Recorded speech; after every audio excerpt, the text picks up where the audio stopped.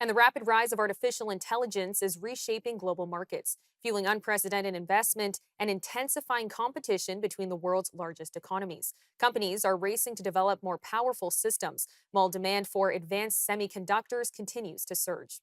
At the same time, governments are stepping in with new policies and restrictions, adding a geopolitical dimension to what is already a high stakes technological race. Questions are also growing about how sustainable this momentum is and where the real long term value lies. To break it all down, we're joined by Brendan Caldwell, director of Caldwell Securities Limited. Brendan, thank you so much for the time. Theresa, no problem. We can get all this solved in 8 minutes. No sweat. Now, we Let's go. AI changing the world. Let's talk about it. All right, starting now. So we've seen the AI boom compared to the dot-com bubble. What makes this structurally different? Oh, so many things. By structurally, mean like it's pervasive society. Basically, the AI boom was fantastic for my generation. If you watch the John Hughes films in the 80s, we were never going to be as well off as the baby boomers. We, the Gen Xers, were going to be the first generation to not do as well as our parents. But then the internet came along in the early 90s, and we knew more about it than our parents did. And we just rode the wave, and it worked out just fine. Which is why all the other generations, you may say, okay, boomer, but we're actually the ones they should be hating. Because this revolution in AI seems to be like there's two types of viruses. There are viruses like COVID that attack the old and people that have been in their jobs a long time. In the case of an economic virus, like the Industrial Revolution or the Internet Revolution, it hit older workers the hardest. AI is hitting younger workers very hard because it's replacing, at least to begin with, the jobs that were historically done by juniors in almost every area, from banking to lawyering to accounting. It's replacing those workers and those more basic functions that they did. So fundamentally, from a societal point of view, it's more like to use a medical analogy, it's more like what was called the Spanish flu, which hit younger people disproportionately hard back just after the First World War. Now, and from an investment point of view, well, there's a bunch of things to be said. In the dot-com revolution, or the dot-com bubble as it turned out to be, it was a lot of new companies with not a lot of earnings, a lot of upstarts, some of which still continue to this day. But I think they learned their lesson for this go-round. There are not a lot of dot-com AI startups like there were dot-com startups. There are around the periphery, but very quickly they're being gobbled up by the incumbents, the Microsofts, the Apples, of the world that have the capital. And I mean, Microsoft caused, if one single company caused the dot-com crash, it was Steve Ballmer, the then CEO of Microsoft, saying in early 2000 that he thought Microsoft's stock was overvalued. It's like an army commander calling in artillery on his own position. Microsoft stock got hit, but all the earningless dot-com companies got utterly wiped out. So Microsoft could just go around and feast on buy up whatever it wanted after that. They're doing much the same thing now because it's really been Microsoft in the US and Google and others that have been leading this charge. So I guess its effect on society is different. The people it's benefiting is different. The role of bigger companies is different.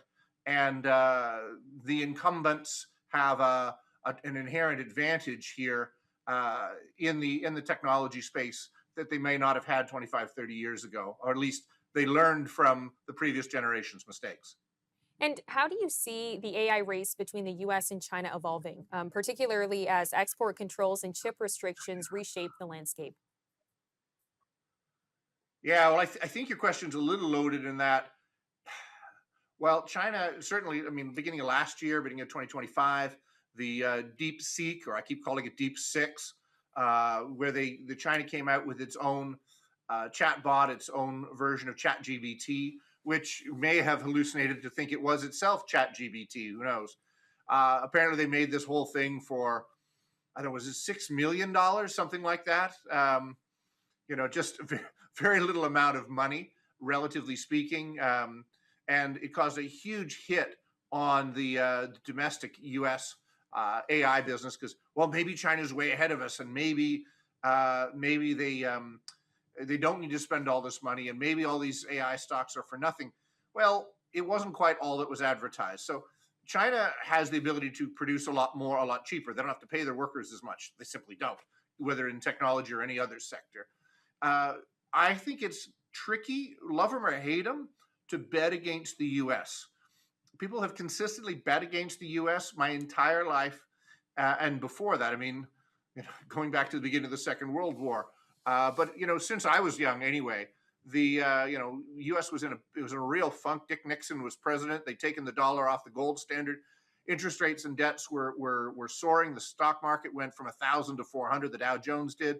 You thought the U.S. was down and out, and the U.S. has become by far the dominant economy on the face of the earth, more dominant than it was 50 odd years ago.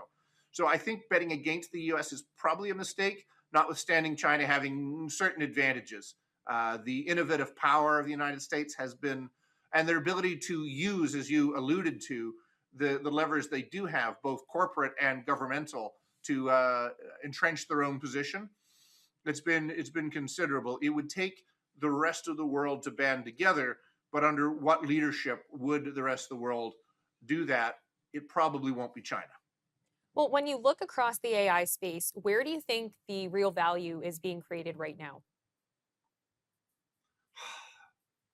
I wish more of it were being created here in Canada because we kind of invented AI, like just up the street from where I'm sitting right now.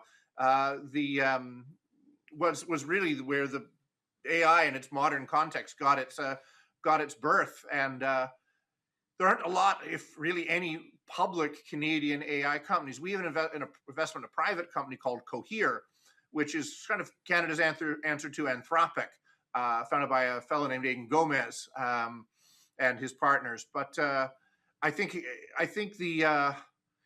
there's really two models: one that sees the data from AI belonging to the user, and one seeing that data belonging to the whole world, and specifically to the governments of that world.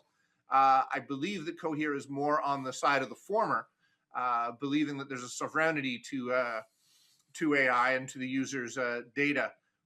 We'll see what model ends up winning, or maybe it's a hybrid of the two.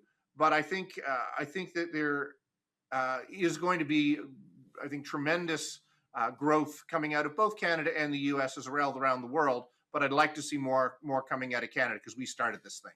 And Brendan, do you think the market is getting ahead of itself on AI, or are we still underestimating how big this could be? Both. I think both are true. The market is ahead of itself. It was ahead of itself when they built the railroads. It was ahead of itself when they built radio stations. It was ahead of itself in the internet bubble, and it's ahead of itself now. It may still get even further ahead of itself, but I think the transformative power of this technology still will be seen. It's just that's the way it goes. People invest like the technology's already been adopted, but it can take a generation for it to actually have universal way. I mean, from the 90s to the present, it's taken that long for the internet really to come of its own, only to see a new technology come along today. Brendan, thank you so much for the time. Thank you, Theresa.